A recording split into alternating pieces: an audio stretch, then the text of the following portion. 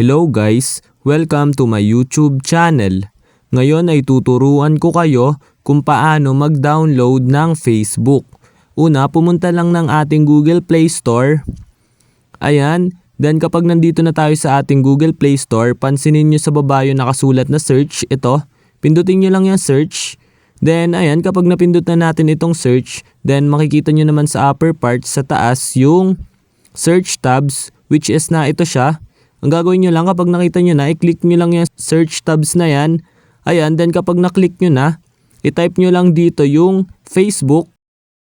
Ayan, ita-type lang natin dito, Facebook. Ayan, then kapag na-type nyo na, kapag okay na, then search. Ayan, then lalabas na dito yung Facebook, which is na ito siya. Ayan, makikita nyo naman, ito. Then i-click nyo lang yung Facebook na yan. Then ayan, kung mapapansin nyo, 74 MB siya. Then pansinin nyo naman itong install na nakasulat, which is na ito siya, ito. Ayan, i-click nyo lang yung install na yan. Ayan, then wait natin siya mag 100% or wait nating ma-download. Ayan, kung mapapansin nyo, mabilis naman siya. Then rekta installing na rin siya. Ayan, then ayan, kapag okay na, kung mapapansin nyo, open na yung nakalagay sa kanya, hindi na install.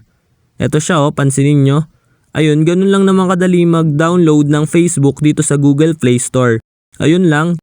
Thanks for watching. Subscribe me for more videos like this.